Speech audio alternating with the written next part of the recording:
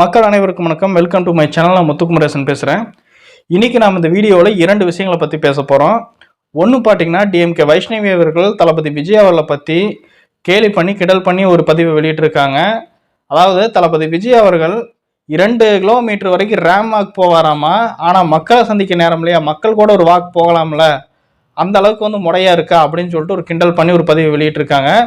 அடுத்து பார்த்தீங்கன்னா, டாக்டர் திவாரா அவர்கள் ஜிபி முத்து அவர்களை பற்றியும், அந்த கொலை வழக்கு ஆணவ கொலை நடந்த கவின்குமார் அவர்களை பற்றியும் ஒரு மோசமான கருத்தை வெளியிட்டிருக்காரு.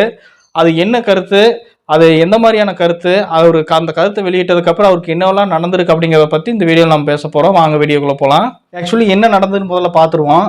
இப்போ பார்த்தீங்கன்னா, ரீசெண்டாக தளபதி விஜய் அவர்களுடைய இந்த டிவிகே கட்சிக்காக 2வது மாநில மாநாடு மதுரையில் நடக்க போகுது. ஸோ அதற்கான பணிகள்லாம் இப்போ நடந்துகிட்ருக்கு. அங்கே செட்டெல்லாம் போட்டுக்கிட்டு இருக்காங்க. புல்டோசரு, நிறைய வண்டிகள், அதுக்கப்புறம் பலகைகள், தூண்கள்னு வச்சு இப்போ எல்லாமே ரெடி பண்ணிகிட்டு இருக்காங்க. இதில் நம்ம குறிப்பிட்டு சொல்ல வேண்டிய ஒரு விஷயம் என்னென்னா, குறிப்பிட்டு கவனிக்க வேண்டிய ஒரு விஷயம் என்னென்னா, கிட்டத்தட்ட அந்த செட்டிலிருந்து 2 கிலோமீட்டர் தூரத்து வரைக்கும் தளபதி விஜய் அவர்கள் நடந்து போகிற பாதை ஒன்று அமைச்சிருக்காங்க.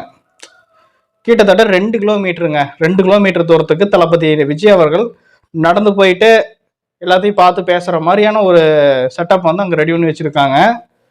அதை எப்படி சொல்கிறாங்கன்னா, எல்லாரும் ரேம்ப் வாக் போகிறதுக்காக அந்த ஒரு பாதை ரெடி பண்ணி வச்சுருக்காங்க. ரேம்ப் வாக்குன்னா என்ன, நம்மளுடைய ஃபேஷன் டிசைனிங் ஆளுக்கெல்லாம் பார்த்தீங்கன்னா ஒரு வாக் பண்ணுவாங்க. அப்படி டிசைனாக வாக் பண்ணுறதுக்காக எங்களோட சட்டெல்லாம் பேண்ட்டோ இல்லை ஏதோ ட்ரெஸ் ஒன்று போட்டு இப்படி ரேம்ப் வாக் பண்ணுவாங்க. அந்த மாதிரியான ஒரு வாக்கை தளபதி விஜய் அவர்கள் பண்ண போகிறாரு 2 கிலோமீட்டருக்கு அப்படின்னு சொல்லி டிவிகே சைடில் சொல்கிறாங்க. ஸோ அதுக்கான பணிகள் இப்போ நடந்துட்டுருக்கு. இப்போ இந்த ஒரு விஷயத்தை குறிப்பிட்டு தான் டிஎம்கே வைஷ்ணவி அவர்கள் தன்னோட எக்ஸ்தலத்தில் ஒரு பதிவை வெளியிட்டிருக்காங்க. அதில் குறிப்பாக என்ன சொல்லியிருக்காங்கன்னா, 2 கிலோமீட்டருக்கு உங்களோட தளபதி விஜய் அவர்கள் வாக்கிங் போகிறார்ல, ரேம்ப் வாக் போகிறாருங்கள, அந்த மாதிரி 2 கிலோமீட்டருக்கு மக்கள் கூட சேர்ந்து நடந்து போக சொல்லுங்கள். ஏன் அதை மட்டும் பண்ண மாட்டேங்கிறாங்க? மக்கள் கூட மட்டும் ஏன் சேரவே மாட்டேங்கிறாங்க? மக்களை பார்த்து பேச மாட்டேங்கிறாங்க? ஏன் மக்களை கண்டா பயந்து ஓடுறாங்க அப்படிங்கிறத அந்த ஒரு பதிவு மூலமாக தெரிவிச்சிருக்காங்க. இந்த ஒரு பதிவானது இப்போ சோசியல் மீடியாவில் பயங்கரமாக வளம் வந்துட்டுருக்கு. சரி மக்களே, டிஎம்கே வைஷ்ணவி அவர்கள் தளபதி விஜய் அவர்களை பற்றி இந்த மாதிரியான ஒரு பதிவை வெளியிட்டிருக்காங்க. இதை பற்றி உங்களுடைய ஒப்பீனியனை கமெண்ட் செக்ஷனில் சொல்லுங்கள். அடுத்து பார்த்தீங்கன்னா, டாக்டர் திவாகர் அவர்கள் ஜிபி முத்து அவர்களை பற்றியும் அதே மாதிரி கவின் அவர்களை பற்றியும் ஒரு தவறான விஷயத்தை பேசியிருக்காரு. ஆக்சுவலி ஒரு இன்டர்வியூவில் பார்த்தீங்கன்னா, இந்த டாக்டர் திவாகர் அவர்கள் என்ன பேசியிருக்காருன்னா, ஜிபி முத்தை பற்றி ஒரு கேள்வி கேட்குறாங்க.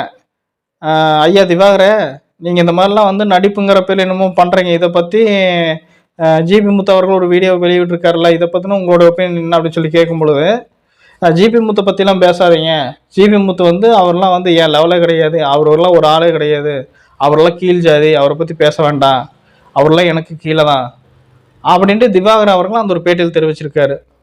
அது மட்டும் இல்லாமல் இந்த கவின் வழக்கில் பார்த்தீங்கன்னா, இறந்து போன கவின் வழக்கில் அந்த கவினை வெட்டி படுகொலை செஞ்சார் இல்லையா சுஜித், அவர் இவருடைய கேஸ்டாமா, அதை சொல்கிறாப்புல, சுஜித் நம்மளுடைய கேஸ்ட் தான், முக்குளத்தோர் கேஸ்ட் தான், சுஜித்துக்கும் ஒரு வாழ்க்கை இருக்குல்லப்பா, அவரோட வாழ்க்கையும் பார்க்கணும்லப்பா அப்படின்ட்டு அந்த மாதிரி பேசுகிறாப்புல. ஒருத்தனுடைய உயிர் போயிருக்குது, அதை பற்றி இந்த திவாகர் அவர்கள் எதுவும் பேசலை. அந்த படுகொலை செய்த அந்த நபர் மேலே இவருக்கு கவலையாக இருக்குதாமா, அவரோட வாழ்க்கை இப்படி வீணாக போச்சுன்னு சொல்லி இவருக்கு கவலையாக இருக்காமா, இதை அந்த இன்டர்வியூவில் பேசியிருக்காங்க. ஸோ இவர் இந்த மாதிரியான கருத்துக்கள் தெரிவித்ததுலேருந்து அவருக்கு தொடர்ந்து சோசியல் மீடியாவில் பயங்கரமான எதிர்ப்புகள் வந்துட்டுருக்கு. எந்தெந்த சேனல்லாம் இவரை கூப்பிட்டு பேட்டி எடுத்து வளர்த்து விட்டுச்சோ அந்தந்த சேனல்கள்லாம் இப்போ தற்போது இவரை திரும்பவும் கூப்பிட்டு அசிங்கப்படுத்தி அனுப்பிட்டு இருக்குது. ஸோ அந்த மாதிரியான விவகாரங்கள் இவரோட பேச்சால் இப்போ நடந்துட்டுருக்கு. அது மட்டும் இல்லை, டாக்டர் திவாகர் அவர்களுக்கு அவருடைய பேஷண்ட்டாக வரக்கூடிய சில பெண்கள் கிட்ட பார்த்தீங்கன்னா, இவர் தவறாக நடந்திருக்காரு அப்படிங்கிற சில நியூஸ் எல்லாம் இப்போ எசுக்கு புதுசாக சோசியல் மீடியாவில் பரவிட்டு இருக்கு. அதை பற்றின முழு டீட்டெயில் ஒன்றும் கிடைக்கல, கிடைச்சோன்னு அதை பற்றி நான் தனியாக ஒரு வீடியோ போடுறேன்.